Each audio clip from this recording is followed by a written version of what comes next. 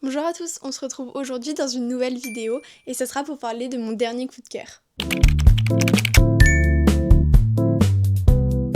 Vous l'avez vu dans le titre de la vidéo, sur la miniature, mais aussi sûrement un peu partout sur les réseaux parce qu'il était très attendu. J'ai donc reçu de la part des éditions Hachette et me suis empressée de lire Shadow Reaper, le nouveau livre de Lynette Noni. Ayant adoré la saga The Prison Healer, j'avais énormément d'attentes et j'attendais beaucoup de Shadow Reaper. Quand j'ai appris sa sortie, j'avais vraiment hâte que la date arrive et quand je l'ai reçu, j'étais encore plus heureuse. Déjà, la couverture est super belle et annonce vraiment la couleur. Je l'ai terminé hier, c'est un coup de cœur, donc j'ai décidé de vous en parler directement et d'abord je vais commencer par vous faire un petit résumé.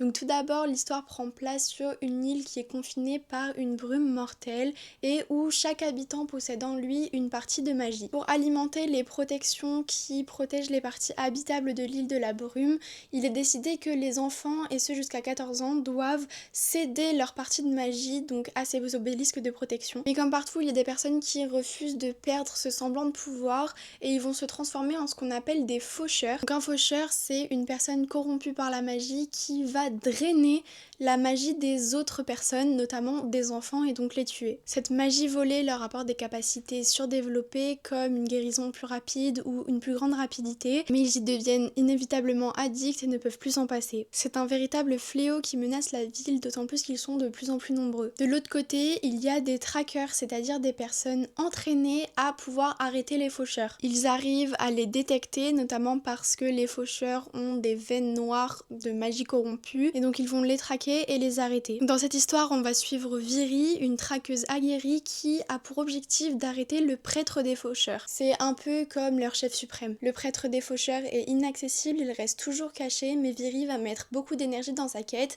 car le prêtre est responsable de la mort de ses parents. À cause d'une faute commise, Viri va se retrouver à être empêchée d'accéder au terrain pendant une semaine, mais elle va déterrer là quelque chose d'encore plus grand. En faisant de l'administratif, elle va tomber sur un nombre anormal de disparitions d'enfants, et alors que le bras droit du prêtre des faucheurs est capturé et qu'il lui apprend qu'un sacrifice est à venir, Viri va devoir collaborer et accepter le marché que lui propose le faucheur afin de pouvoir déjouer le sacrifice.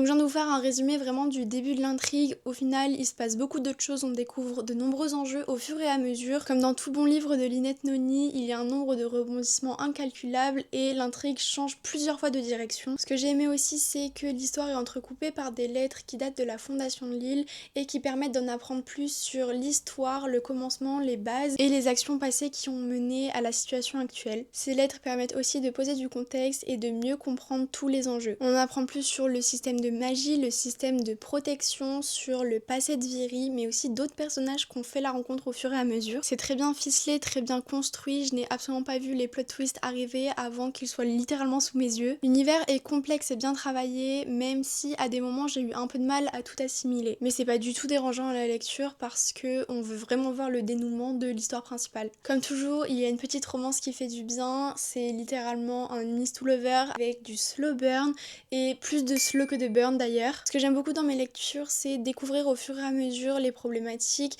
c'est-à-dire pas être mis sur le fait accompli de la panoplie des enjeux dès les premiers chapitres, et ici c'est exactement ça. Plus on avance, plus on voit l'envers du décor, plus on voit la profondeur de l'intrigue, ça nous amène très loin et c'est captivant du début à la fin.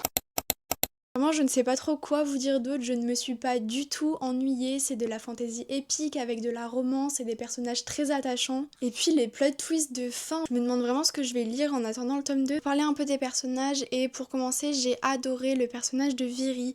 Elle est forte, courageuse et elle a de grandes valeurs de famille mais aussi de justice. Elle a certes une carapace qu'il faut savoir briser, mais elle assume ses choix et ses conséquences. Elle est parfois un peu têtue, mais ce n'est pas toujours une mauvaise chose. En tout cas, j'ai adoré suivre le début de son aventure. Le faucheur avec qui elle se trouve forcée de collaborer s'appelle Rive et lui aussi je l'ai beaucoup apprécié. Rive, vous vous en doutez, ce n'est pas un faucheur comme les autres et on va vraiment apprendre à le découvrir. Il a beaucoup de secrets, il n'est pas tout blanc, pas tout noir, mais il a aussi de grandes convictions et beaucoup de valeurs. Il est loyal envers ses amis et est prêt à tout pour les protéger. Les autres personnages qu'on rencontre au fur et à mesure forment un groupe que j'ai adoré découvrir. Ils sont tous différents les uns des autres, ont des caractères bien posés, l'ambiance est hyper immersive, c'est sombre, assez pesant, mais ça se dévore tout seul. On a l'impression d'être au cœur de l'intrigue, juste à côté des personnages. Bref, vous avez compris, j'ai adoré, tout fonctionne à merveille dans ce livre, c'est addictif.